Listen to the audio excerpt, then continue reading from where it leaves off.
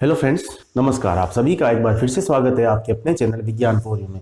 Friends, आज हम पढ़ेंगे कक्षा 8 में सब्जेक्ट साइंस और तीसरा चैप्टर प्लास्टिक और संश्लेषणों के बारे में, जिसमें हम पढ़ेंगे केवल आज प्लास्टिक। तो चलिए शुरू करते हैं। फ्रेंड्स, आपने देखा होगा कि हम हमारी डेली लाइफ में, दैनिक जीवन के अंदर प्लास्टिक के कई वस्तुएं यूज़ करते हैं। जैसे बाल्टी है, जैसे हमारे प्रेशर कुकर है, उसके पीछे हत्था लगा होता है, लाइट की स्विचेज हैं, पीवीसी है, पाइप है, प्लास्टिक के पाइप जो हम अक्सर यूज़ करते हैं पानी के लिए, वो मतलब कई सारी चीज़ें हम दैनिक जीवन में यूज़ करते हैं। अब फ्रेंड्स, आपने कुछ ना कुछ अंतर तो उन सब में देखा होगा। अब क्या अंतर देखा होगा? जैसे फॉर एग्जांपल मैं आपको बताऊं कि जैसे आपकी बाल्टी है, इससे हम पानी भरते हो आप, उस बाल्टी को लीजिए और साथ ही आप लीजिए जैसे लाइट की स्विच है। कोई एक स्विच हम बाजार से लाते ही हैं अक्सर, कभी कभी लाइट में फॉल्ट हो जाए, स्विच खराब हो जाए तो अक्सर हम लाते ही हैं। तो उसको देखिए, उस बाल्टी की प्लास्टिक से उसका कंपेरिजन कीजिए। चलो वो नहीं है, मान लीजिए नहीं है, हमारे पास अवेलेबल नहीं है, तो आपके घर में कुकर तो होगा ही सही। उसका जो हत्था होता है, जिससे पकड़ के हम उसको नीचे उतारते हैं, ठीक है। तो उससे उसका कंपैरिजन, बाल्टी का कंपैरिजन कुकर के हत्थे से आप कर सकते हो। तो आप ये देखोगे कि एक तरफ तो देखिए कि वो प्लास्टिक जो है, एक तरह का बाल्टी का प्लास्टिक वो मुलायम है, और एक तरफ आप कुकर के हत्थे का प्लास्टिक देख रहे हो वो हार्ड है, ठीक है। अब एक प्रयोग आप किताब के अकॉर्डिंग आप कर सकते हो, वो ये है कि आपने गर्म पानी भरा, किसके अंदर?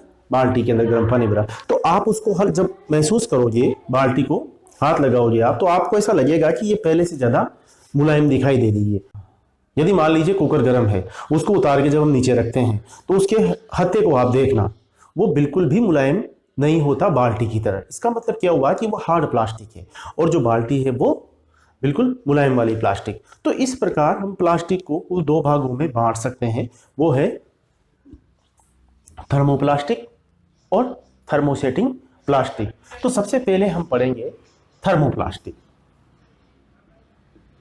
सबसे पहले हम पढ़ने वाले हैं थर्मोप्लास्टिक। इसे कहते हैं ताप सुनम्य प्लास्टिक, ठीक है।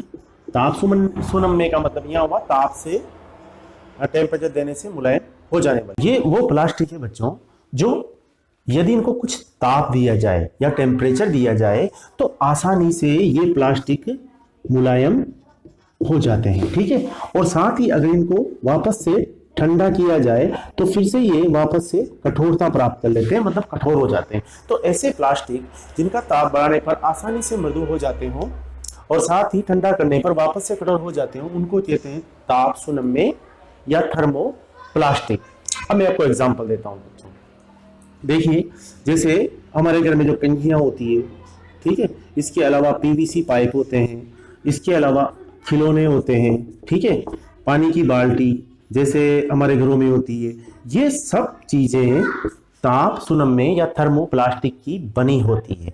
अब फ्रेंड्स, एक और चीज है, आपने देखा होगा कि कभी कभी हम जो बेकार प्लास्टिक होती है पुरानी, उसको इसे मतलब हमारी भाषा में कहा जाता है कबाड़ी, तो उसको देते हैं। तो वो उन्हीं चीजों को लेता है, थर्मोप्लास्टिक को, केवल उन्हीं चीजों को लेगा जिनको वो आगे बेच सके। क्यों? क्योंकि इन चीजों को मुलायम करके फिर से नई चीज बनाई जा सकती है, क्योंकि इसको बार बार यूज किया जा सकता है। जो थर्मोप्लास्टिक वो होते हैं जिनको बार बार हम यूज कर सकते हैं, मतलब उनको पुनर्चक्रण उनका किया जा सकता है। ऐसे प्लास्टिक थर्मोप्लास्टिक कहलाते हैं। तो आपको समझ में आ गया होगा आई थिंक। चलिए अब दूसरा देखते हैं, थर्मोसेटिंग प्लास्टिक। थर्मोसेटिंग प्लास्टिक, या इसे कहा जाता है ताप दड़ प्लास्टिक। थर्मोसेटिंग प्लास्टिक या ताप दड़ प्लास्टिक। तो ऐसे प्लास्टिक जो एक बार काम लेने के बाद इनको दोबारा काम नहीं लिया जा सकता, ये हार्ड प्लास्टिक होते हैं, कठोर प्लास्टिक। जैसे मैं आपको एग्जांपल देता हूं, देखो जैसे हमने थर्मोप्लास्टिक में पढ़ा, इनको गर्म करने पर ये मुलायम हो जाएंगे और ठंडा करने पर फिर से कठोर हो जाएंगे। इनको गर्म करने पर ये और ज्यादा कठोर होते हैं, ठीक है।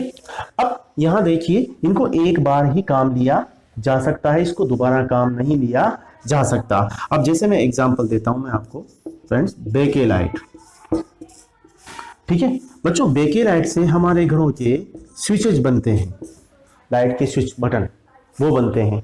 अब आप इस बात को समझो, पहले समझने की कोशिश करो कि आखिर वो इसके ही क्यों बनाए जाते हैं बेकेलाइट के। वो चाहे तो थर्मोप्लास्टिक के भी बन सकते हैं ना, थर्मोप्लास्टिक से भी तो स्विच बनाए जा सकते हैं, पर ऐसा क्यों है कि वो सिर्फ थर्मोस्टेटिक से ही बनाए जाते हैं।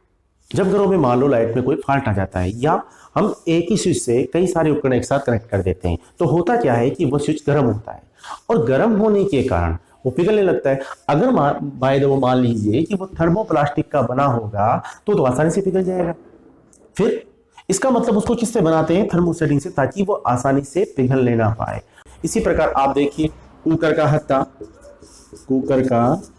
हत्ता या कोई भी जो चाय बनाने वाली केटली आती है उसका हत्ता, ये सभी इसी के बनाए जाते हैं क्योंकि ये पिघलते नहीं। अब कुकर गर्म होना शुरू होता है तो अगर बाय द वे थर्मोप्लास्टिक होगा वो तो पिघल ही जाएगा।